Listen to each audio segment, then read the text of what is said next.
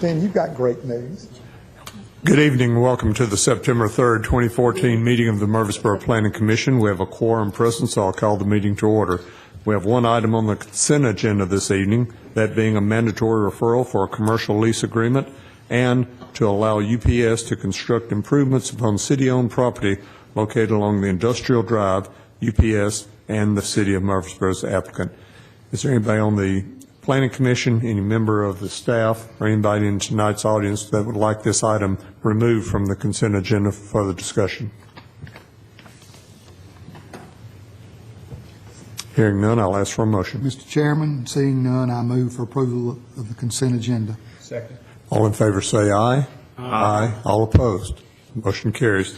We have 4 public hearings scheduled this evening, the first of which is a PRD amendment for approximately 1.56 acres along Middle Tennessee Boulevard at Vine Street. Mr. Dave McGowan, on behalf of Regent Development, is the applicant. Ms. Green, good evening. Good evening. Thank you. Our first public hearing this evening is for you to consider rezoning approximately 1.56 acres, well, amending the zone. It's currently zoned planned development, and the request is to amend that planned development. The subject property is located south of East Main Street and along Middle Tennessee Boulevard, and is identified in the orange color on the map before you. And you can see that it's separated by East Vine Street. It consists of the parcels fronting along Middle Tennessee Boulevard that were zoned for residential uses for townhomes. The property was zoned PRD in 2008 for the development of the townhome development. A portion of the property is also zoned PCD, Planned Commercial District, and that is for the commercial portion of the property, and you may be familiar with the Boulevard Restaurant, which is located in the PCD area. The area that's shaded orange is zoned PRD, Planned Residential District, and is the location of future townhomes. The program book was submitted and approved in 2008 and had a very specific plan, so if the applicants want to deviate from that plan, they have to go back through this legislative process and get approval. They do wish to change the townhomes that are proposed. Originally, there were 2-story townhomes proposed on the property. However, they'd like to increase the stories from 2 stories to 3 stories. The proposed height is consistent with what we would normally allow in our RM16 district, and that's multifamily residential district. The applicant also proposes to make the footprint of the units slightly smaller, but increase the overall size of the units because there will be an additional story. Included with your agenda materials was a detailed explanation of the proposed amendments prepared by the applicant's engineer and planners. The Planning Commission will need to conduct a public hearing prior to making your recommendation regarding this zoning amendment. If you have any questions, staff will be glad to answer them at either before or after the public hearing. Okay. Any questions for Mrs. Green? Okay, before I open the public hearing portion of our agenda, I will briefly go over the rules we conduct our public hearings by. We'll open the public hearing and ask anybody to come forward that would like to speak either for or against this proposal. Please come to the podium, to the microphone, state your name and give your address for the record if you would. Keep your comments or questions to no more than 3 minutes. If you do have questions, the staff will make note of your questions and they will try to answer your questions at the conclusion of the public hearing. Please make all your comments to the public, to the Planning Commission, not to other members of the audience. All that being said, I'll open the public hearing at this time and ask anybody to come forward on this proposal.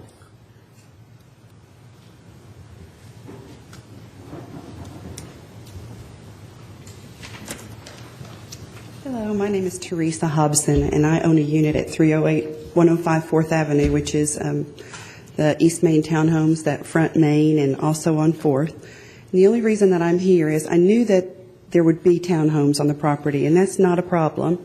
The only problem that I usually have is that people from the boulevard, when it's full, there's not enough parking, and they end up parking over in my unit, and my unit is like the closest to the boulevard parking, so they end up in my unit in my spots. And it usually bleeds over to where our mail is delivered. So a lot of times when it's a busy evening over there, I have a hard time parking, and I'll see people come over and park and walk over to the boulevard regularly.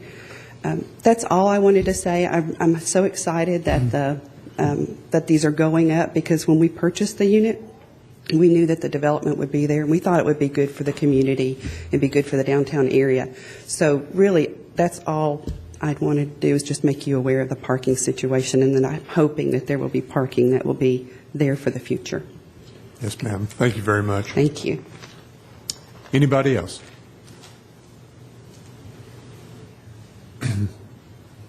Okay, if not, I'll close the public hearing.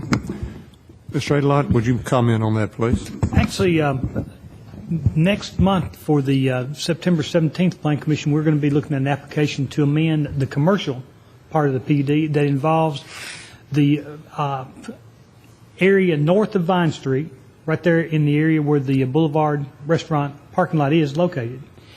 Part of that is going to be to look to increase the number of parking spaces in that. Some of those areas were set aside for townhome units, and they're wanting to make an amendment to that part of the PUD to allow them to be used for parking spaces until they can reestablish parking somewhere else within walking distance. So what we've had a very, I guess, a very lengthy and far-ranging discussion with the applicants about parking, and they'll be coming back next month with more details. In fact, I expect to have a site plan at that time to show where those parking spaces. One of the alternatives they're looking at, if you're familiar with the site, right there on 4th Avenue, there's a grass area where sometimes people park anyway, and they're looking to converting that into a properly designed parking lot. And some of that may be made into one-way aisles so they can increase the number of parking spaces that are effective and will be usable. So we're aware of that, and we're looking to do what we can to increase that. And if you'll watch our agenda for next month or for the September the 17th, I think you'll see something on there that will address that. And I invite you to come by our office and take a look at it. Okay. Any questions or comments? I got Mr. one. Halliburton? Mr. Adelot, did the original proposed townhomes actually have garages, or is that an addition, is that new as part of this PRD? No, the original ones had garages. They did, okay. The biggest change to this is they're going to 3 stories instead of 2. They're making the footprints of the building slightly smaller so that even with the 3rd story, there is a slight increase in the size of the units. Okay. Any other questions from members of the Planning Commission? If not, we're ready for a motion. Mr. Chairman, I make a motion to approve. Second. All in favor say aye. Aye. All opposed. Motion carries. Item B tonight is a PRD amendment for approximately 56.13 acres south of Salem Highway, west of Cason Lane. Mr. Rob Haney on behalf of AR Nashville LLC, Terra Nova applicant. Ms. Green. Thank you, sir. Our next public hearing is for you to consider amending the zone for the current PRD zone for property located along Cason Lane. You can see the property outline or shaded orange on the map that's on the screen before you, or will be in just a moment. The property is 56.13 acres, and it is south of Salem, located south of Salem Highway and west of Cason Lane. The original applicants zoned this property PRD, and that was in 2006 for the development of a community geared toward a lifestyle for active adults. And at that time, the plans that were submitted were part of the Stonebridge development. Those plans are copyrighted design, and so now that the original developers are no longer involved with this property, they are asking to make some changes to the property. They can't use those Stonebridge designs because they are copyrighted without paying for them, of course. The proposed changes do not include a change in the number of units or the basic layout or design. The changes will be primarily to the design of the facades of these units.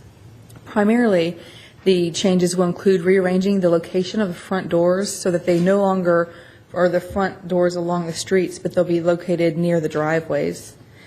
And there also will be a change to the architecture in the buildings. These changes seem to be relatively minor. However, if you add them all up, they do have a broader impact. So staff thought it would be more appropriate to bring it to you, and as it exceeded the authority of planning staff just to approve these changes administratively. So you have some additional materials that were included in your program book that outline the changes, and I'd like to go ahead and invite a representative of the applicant up to speak more specifically about why they want to make these changes to the building and the changes to the building. And so to do this would, of course, require a PRD amendment, and PRD stands for Planned Residential District. After Mr. Haney speaks on the subject, you should conduct a public hearing prior to making your recommendation, and I'll go ahead and invite the applicant's representative, Mr. Rob Haney, on behalf of AR Nashville Terra Nova. Hello, I'm Rob Haney, and thank you for having us here tonight. I appreciate the description of our development, Stonebridge, and just wanted to spend a couple of minutes giving you a brief background and what our vision is for the completion of this neighborhood. We acquired it approximately 2 years ago out of default, and we are very happy to say that we've either completed and or have under construction 32 homes.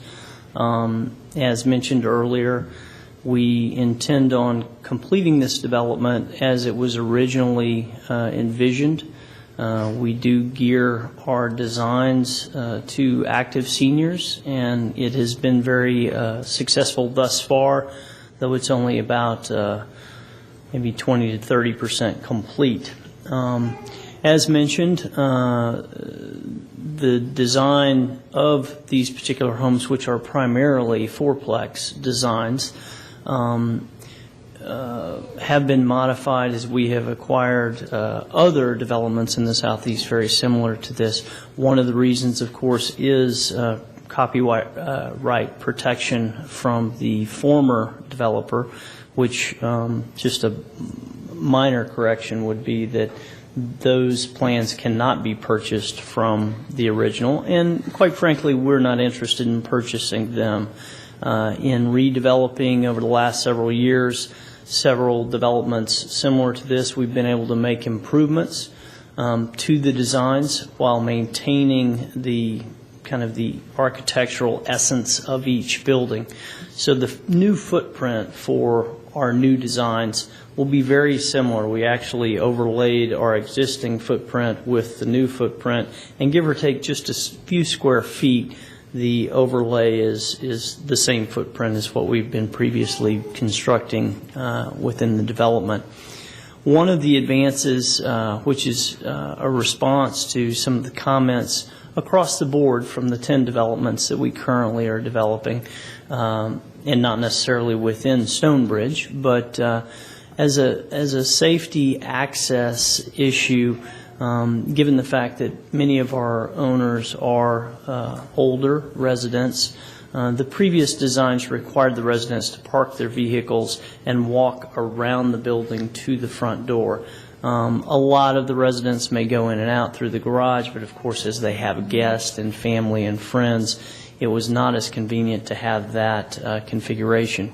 So one of our main changes has been to put the front door location a little bit closer to the access drive area, which has been very popular within our other developments, and we see it as a popular change in Stonebridge. A couple of key elements to this. We are not changing the number of homes within the development. As mentioned before, we're not changing the configuration of those homes. We're certainly not changing, and as we spent a couple of hours together last week discussing these changes with the homeowners, the essence and the lifestyle that the existing homeowners brought into this great community are being maintained. So we're not trying to change a design that would be attractive to a different type of buyer, but something that is very complementary to the needs and lifestyle of an active senior buyer. That was, of course, very important to the existing homeowners to know that we're staying the course. We really have experienced a good bit of success, and this type of development and lifestyle it offers, we think, is quite an asset to the community, too. Specifically, as you look at the homes that we've been able to develop since acquiring a few years ago, the percentages and exterior materials stay the same. The percentage of stone and siding, which is a hardy board siding, the type of windows and roofing material, all of those things stay the same. The other elements that we think are very important stay the same are the number of parking spaces per home. And just if you haven't been to Stonebridge recently, you will know that the amenities are already in place. The existing homes that are in place will now be able to be, the roadways will be finished with their paving, and the access to these new phases We will have construction access so that the existing homeowners will get to enjoy the community without kind of the minor hardships of the completion of the development. I think it was critical and important for us to meet last week, which we were able to do, to answer any questions that the existing homeowners had. The general nature of the notices that they received, of course, are somewhat alarming because they were not aware of exactly the changes and the magnitude. And I think we successfully were able to talk through that with them. Several of the homeowners are here tonight, and I'm sure will give their opinions of these changes, but we look forward to working with them and successfully completing this community. So thank you. Thank you, Mr. Haney. Any questions of Mr. Haney before we open the public hearing? Okay. I'll open the public hearing and ask anybody to come forward that'd like to speak.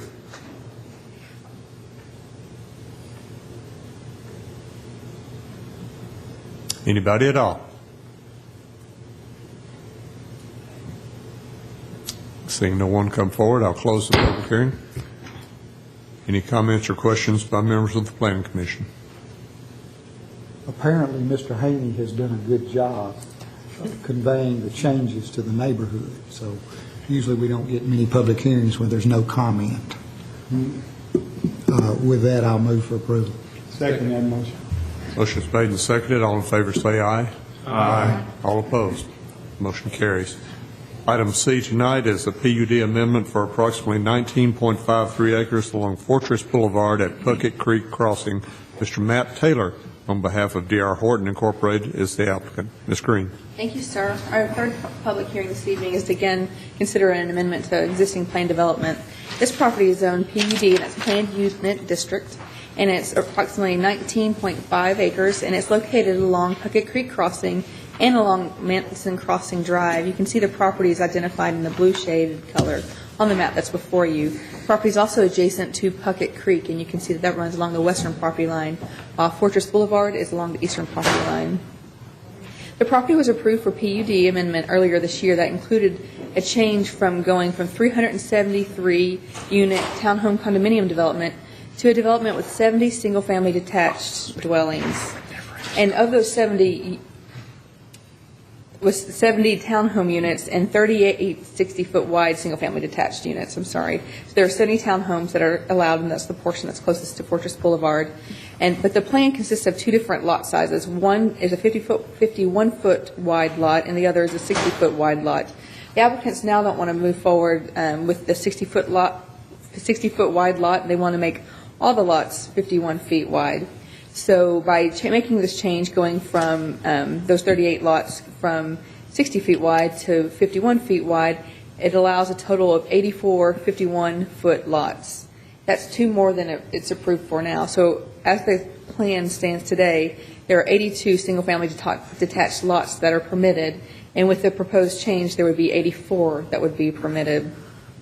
There's no change to the number of townhomes, and you did review the townhomes for initial and final design review, and you've actually started constructing those, and I think the first couple units are already up.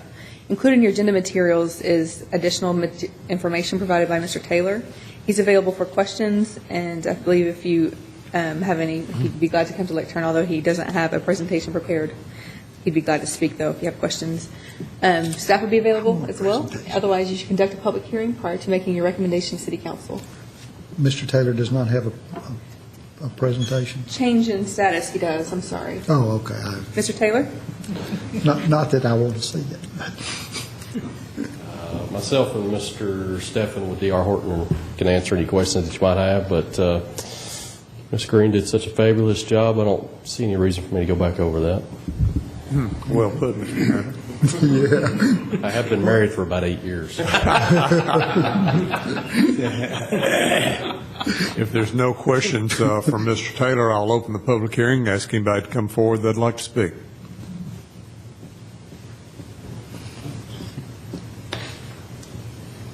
One at a time.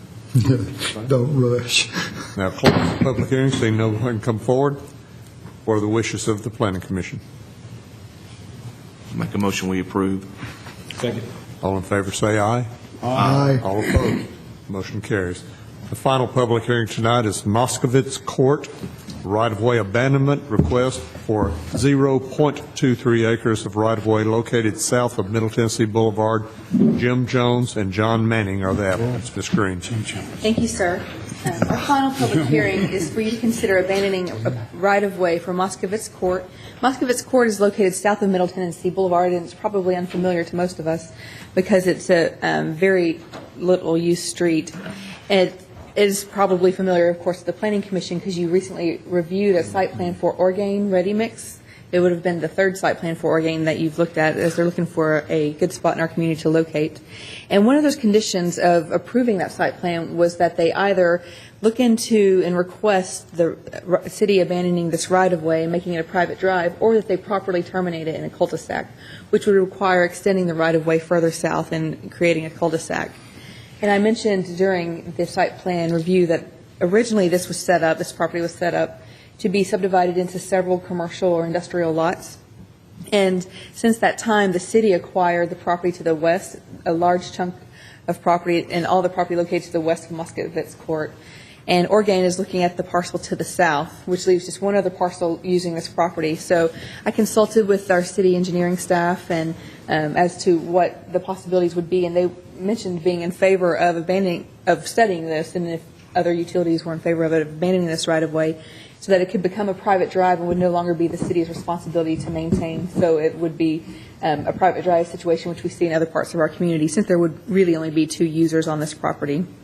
So we did study the request. Mr. Ornelas sent out a memo to the various departments and asked them how this would affect their departments and if they were in favor of it or opposed to it, and if there were any conditions that they needed.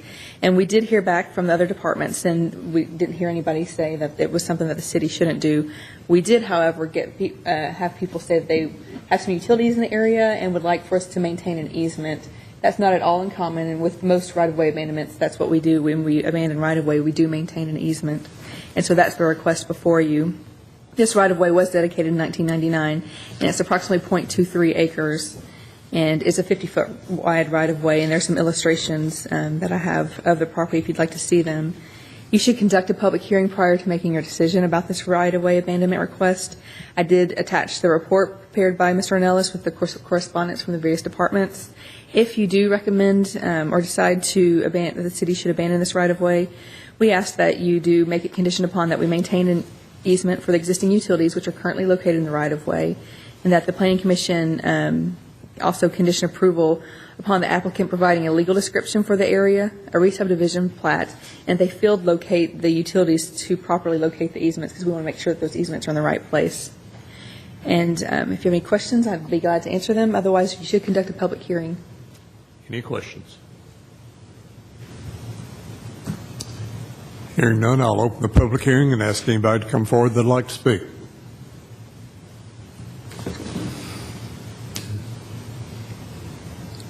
Seeing no one come forward, I'll close the public hearing. If there's no questions, we're ready for a motion. Mr. Chairman, I make a motion to approve, subject to staff comments. Second. Motion's made and seconded. All in favor, say aye. Aye. All opposed. Motion carries. That completes the public hearing portion of our agenda tonight. Staff reports and other business. Mr. Adelot, do you have anything? No, sir, I do not. If that's the case, then we stand adjourned. Thank you, Mr. Adelot.